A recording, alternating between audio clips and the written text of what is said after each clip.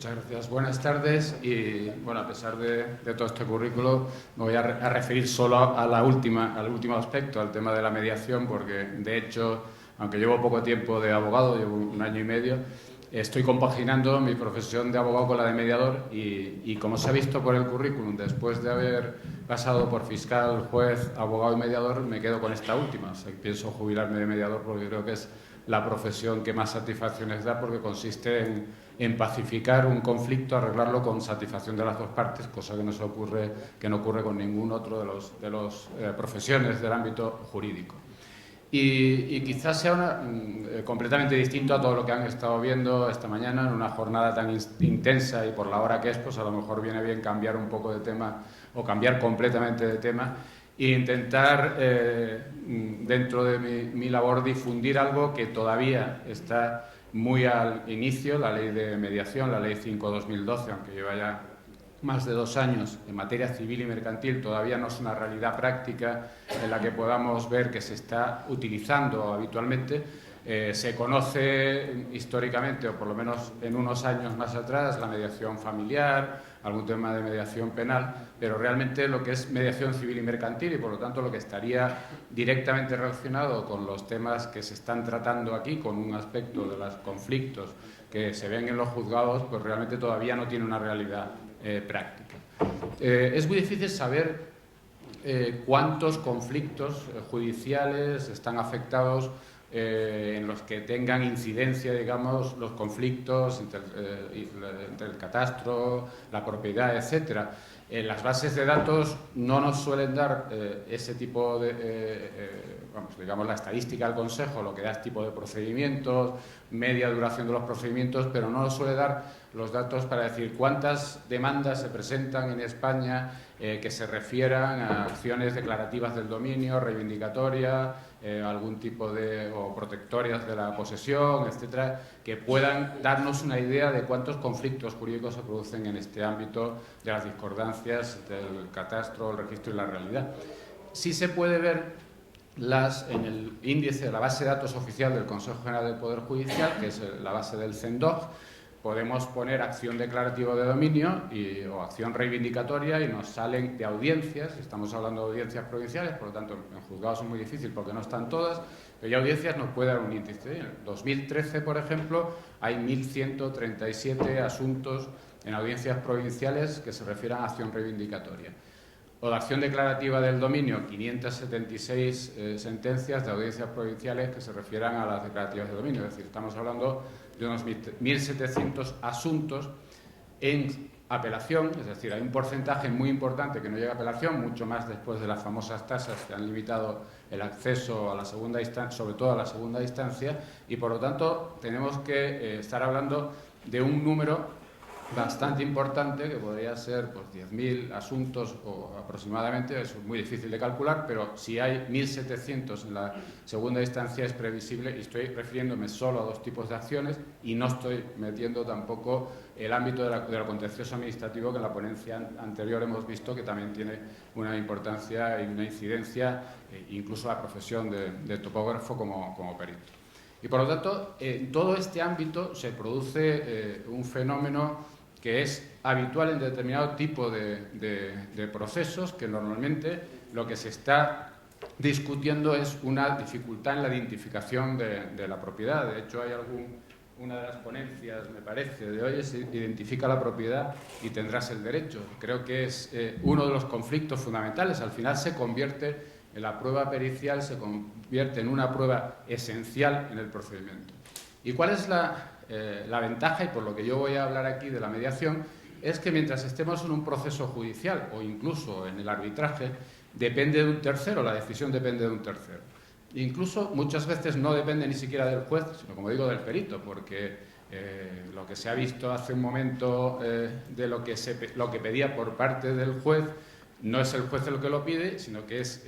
alguien, un demandante, que ha puesto esas peticiones y el juez se ha limitado a transcribirlo. Y ocurre lo mismo con las sentencias. Muchas veces me decían a mí, en la época en que yo era juez, ¿cómo hay ese compañero tuyo que ha dicho esta barbaridad? Esa barbaridad técnica no la ha podido decir el juez, ha copiado a lo que le ha dicho algún perito, algún informe pericial, y por lo tanto se limita, porque es lógico, no tiene conocimiento en la materia, se limita a transcribir algo que le ha dicho alguien supuestamente técnico perito en la materia. Y por lo tanto,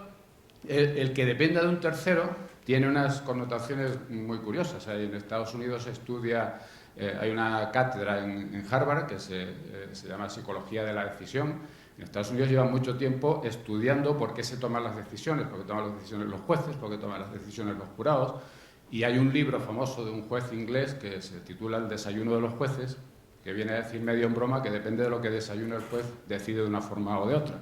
Y esto que es anecdótico, pero en el fondo hay estudios serios en los que incluso las decisiones judiciales no son iguales a primera hora de la mañana que a última hora de la mañana. O sea, decisiones incluso que afectan a la libertad, una prisión preventiva o decretar una libertad. Con lo cual, siempre que dependamos de un tercero, estamos en manos de muchos factores. Incluso, como digo, puede que ese tercero no sea el juez, sino que sea el perito el que está decidiendo en definitiva. Y la incidencia de las pruebas periciales, y eso yo en unas jornadas en Oviedo con José Antonio, que está aquí presente, les conté una anécdota de un estudio que había también encontrado de Estados Unidos, donde examinaban la incidencia que tenía o la credibilidad que tenían los peritos ante los jurados en Estados Unidos. Resulta que al final había una serie de distinción entre el perito hombre, el perito mujer, el perito hombre, el perito negro, blanco, negro, etc. Y en todos estos era más fiable, estamos hablando de Estados Unidos, pero bueno, más fiable el hombre que la mujer, el blanco que el negro, eso creo que es evidente por la sociedad americana. Pero, según cómo fueran vestidos, cambiaba completamente la credibilidad. O sea, ya un negro que fuera vestido de traje chaqueta y tal, era más creíble que el blanco que fuera de cazadora, con lo cual, al final, uno llega a la conclusión que el informe pericial, cuando es algo tan técnico y las personas, en este caso eran jurados, estamos hablando de jueces, pero en definitiva son personas que no saben sobre la materia, lo que influye en la decisión final son elementos tan poco cercanos a la realidad o a la pericia como pueden ser estos. Ya digo que es una cosa de Estados Unidos, al jurado, y por lo tanto no la podemos aplicar en España, pero no deja de ser anecdótico. Entonces, ¿qué ocurre con la mediación? La mediación siempre se ha dicho que es el mejor sistema de resolución de conflictos, y todo el mundo dice que, sobre todo, y todos los que defienden la mediación, que lo que ahorra es tiempo y dinero. Yo, que ya estoy haciendo mediación ahora desde hace un año y pico, lo primero que se sorprende la gente cuando acaba una sesión de mediación, que por cierto no dura más de 2 o 3 horas, y acaba con una solución, que dice, y esto ya está, y con esto, pues sí, este acuerdo que se hace ahora se eleva a escritura pública y tiene la misma validez que una sentencia de un juez. Y la sentencia del juez a lo mejor pues, ha tenido que esperar 3, 4 años o muchos años o con recursos, etcétera, para salir, y esto se ha resuelto en 2 horas o 3 horas. Nosotros podemos ver países con más tradición en materia de mediación, como en Estados Unidos, si entramos en las páginas web de muchos estados de Estados Unidos, donde hay un sistema que se llama Multidor. Ponemos Multidor en Internet, vamos a encontrar y vamos a ver la estadística. Multidor viene a ser una especie de sistema que ofrece la propia Administración de Justicia, en la que figuradamente nos encontraríamos con un edificio en el que hay una puerta donde se resuelve judicialmente el asunto, una puerta donde se resuelve el litigio por arbitraje y otra que se resuelve por mediación. Y además se les explica a la gente cuáles son las ventajas de ir por una o por otra, por una vía o por otra. Y en estos casos, si vemos cuánto es la duración media de los procesos en materia civil y mercantil, estamos hablando de civil y mercantil, de empresas o temas de propiedad, lo que se quiera, la media está entre unas 3 o 4 horas de resolución de los procesos. Claro, cuando estamos hablando de años y ahora mismo con el número de jueces que hay en España, cuando se están retrasando los procedimientos a unas 3 o 4 años en la primera instancia, en algunos casos, pues realmente la diferencia es muy considerable. Y no solo en ahorro de tiempo, como decía, sino ahorro económico, lógicamente. Es mucho más barato el sistema de mediación que un sistema judicial o un sistema de arbitraje. Pero siempre, y esto es un elemento que yo lo incorporo y me parece el más importante, sobre todo lo que se ahorra las partes es en salud. A mí me parece que la parte más importante de ahorro no es tanto el tiempo y el dinero, porque cualquier litigio que se tenga, cualquier litigio judicial, y más si, por ejemplo, nos estamos refiriendo a litigios de propiedades, de vecinos, en el ámbito rural, eso genera un estrés en las relaciones vecinales en algunos casos han acabado en el ámbito penal, con homicidios, etcétera. Y ese estrés que genera tiene una afectación claramente en la salud. De momento no se han hecho, o no conozco yo estudios que se hayan hecho, sí los hay en el ámbito del derecho de familia respecto a la incidencia que tiene un divorcio contencioso frente a un divorcio de mutuo acuerdo en la salud de los niños, y eso sí se ha comprobado. Se ha hecho un estudio en las universidades de Galicia con los servicios de pediatría y se ha comprobado que tienen más enfermedades los niños que han tenido un divorcio de los padres contencioso o litigioso frente a los que son de mutuo acuerdo por mediación. Y son enfermedades como puede ser el asma infantil, la dermatitis atópica, que son enfermedades genéticas, pero lo que las dispara es realmente una situación de estrés que está relacionada con un litigio judicial y cómo se lleve ese litigio. Por lo tanto, es evidente que si nos movemos en el ámbito de las personas mayores y de los litigios, cuanto más emociones vayan en eso, sean familiares, sean de terrenos, etcétera, pues va a haber un coste en salud que es mucho más importante que el coste económico o el coste en tiempo, ¿no? Y en definitiva, ¿por qué, a pesar de todas estas ventajas, todavía, a pesar de que llevamos 2 años, pues no ha habido todavía una incidencia importante en las mediaciones, porque no se hacen mediaciones? Yo las estoy haciendo ahora fundamentalmente en el ámbito bancario, en el ámbito de muchos productos bancarios de bancos contra clientes, pero es verdad que todavía no existe esa mediación en un ámbito como este, que me parece muy indicado cuando hay relaciones de vecindad, cuando repercute no solo la identificación de determinadas fincas, tiene una incidencia en una relación de vecindad y en un ámbito rural donde además es más complicado incluso llegar a lo mejor a acuerdos.